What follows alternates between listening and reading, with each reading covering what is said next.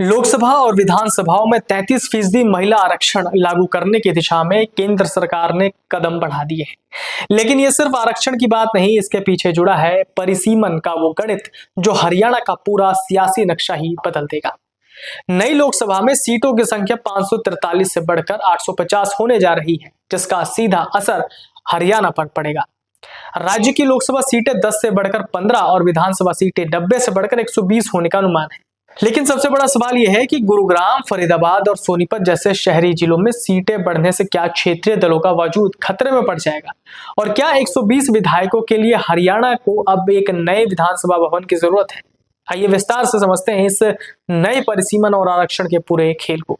केंद्र सरकार ने लोकसभा और विधानसभा में महिलाओं को 1/3 यानी 33% आरक्षण लागू करने की प्रक्रिया तेज कर दी। इसके लिए एक साथ 3 विधेयक लाए जा रहे हैं।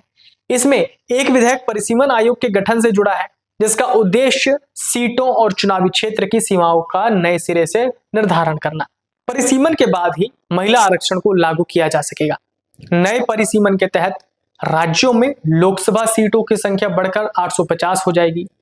इनमें से 815 सीटें राज्यों में और 35 सीटें केंद्र शासित प्रदेशों में होंगी। अभी लोकसभा में 543 सीटें हैं।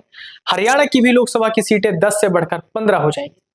सीटों के मौजूदा बंटवारे को देखें तो हरियाणा के पास लोकसभा की कुल 543 में से 1.89% यानी 10 सीटें हैं। अगर 815 सदस्यों वाली लोकसभा में भी ये अनुपात बरकरार रखा जाता है तो हरियाणा के पास 15 सीटें होंगी, जिनमें से 5 सीटें महिलाओं के लिए आरक्षित होंगी। वहीं विधानसभा में अभी 90 सीटें हैं। नए परिसीमन के हिसाब से बढ़कर 119 या 120 सीटें हो जाएंगी। इनमें से 40 सीटें सिर्फ महिलाओं के लिए आरक्षित होंगी, यानी लोकसभा हो या विधानसभा में हर तीसरी सीट महिला प्रतिनिधि की होगी।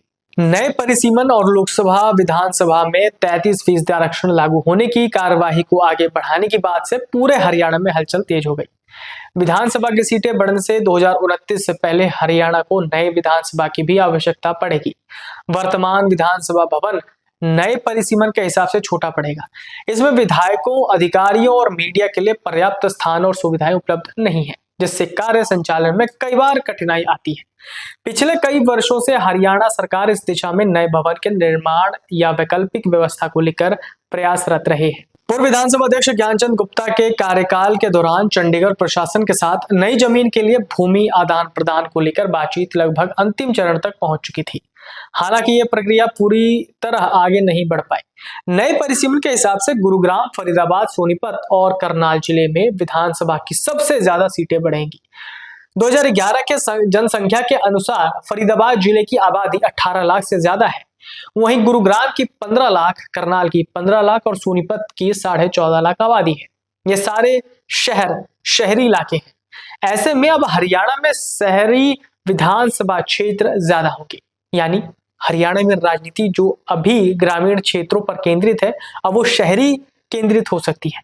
इससे खासकर क्षेत्रीय दलों के सामने नया संकट आ सकता है। क्षेत्रीय दलों की राजनीति मुख्य रूप से ग्रामीण इलाकों पर ही केंद्रित रहती है। अगर आप ये वीडियो YouTube पर देख रहे हैं तो हमारे चैनल को सब्सक्राइब कर बेल आइकन दबाएं, और Facebook पर देख रहे हैं तो हमारे पेज को लाइक करें।